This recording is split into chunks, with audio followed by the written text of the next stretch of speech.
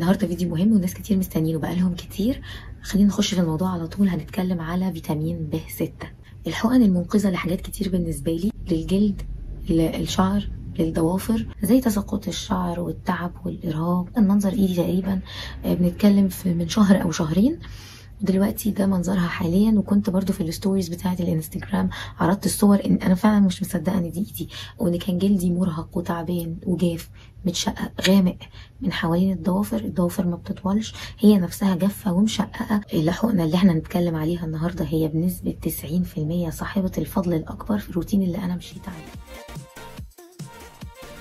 البايروكسيدين اهميته تكمن في الفانكشن بتاعته او وظيفته للجسم. طبعا معظم فيتامينات ب مهمه للجسم، لكن بالذات فيتامين ب 6 ليه اهميه لكونه مسؤول عن امتصاص وتنظيم الاحماض الامينيه في الجسم.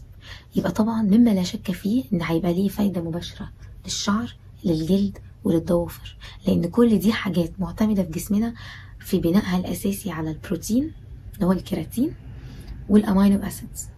ده غير طبعا ان البايروكسيدين ده اكتشفوا ان هو يعتبر كو انزيم، يعني عامل اساسي عشان ينشط 140 انزيم في الجسم، يعني مسؤول في تحسين وتنظيم 140 وظيفة او سيستم في الجسم.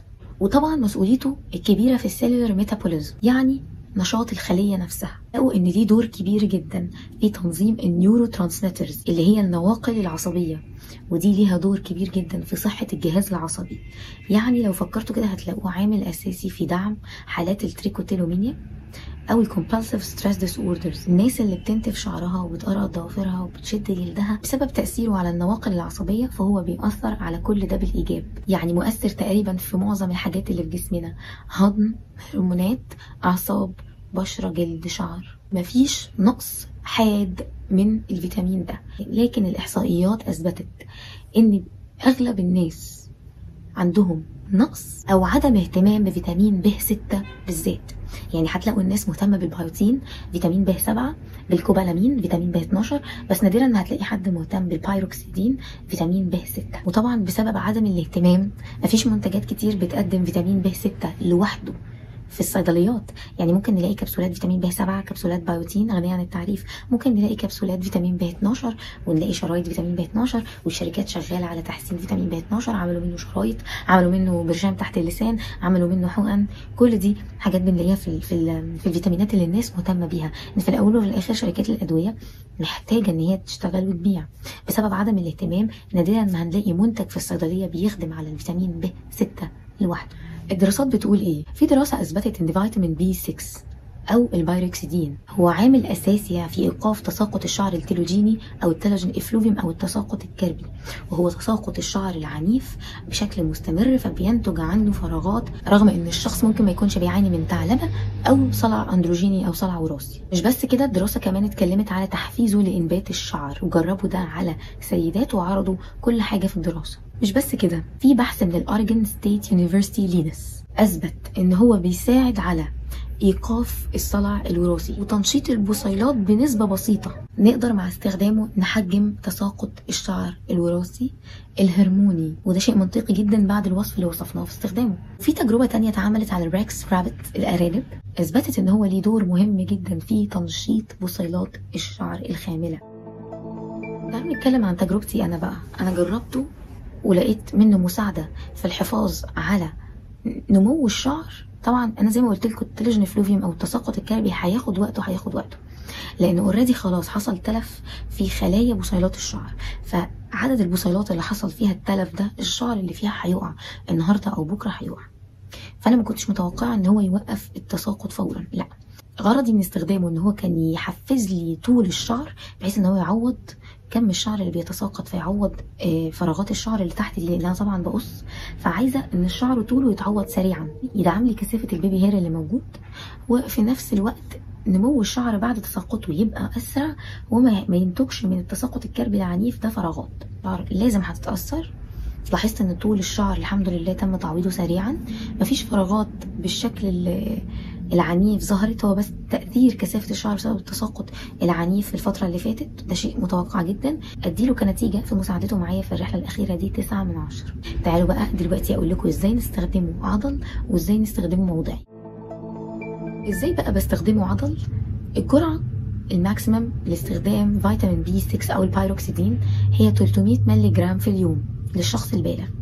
لو زودنا عن 300 مللي جرام في اليوم طبعا هي مش مميته خالص، والجرعه الزايده من اي فيتامين ب بيتم اخراجها في البول، لكن انا مش بفضل اصلا الوصول للجرعه الزايده او الاوفر دوز او الجرعه العاليه. بفضل استخدامه عند اللزوم بجرعه ما تعديش ال 100 مللي جرام.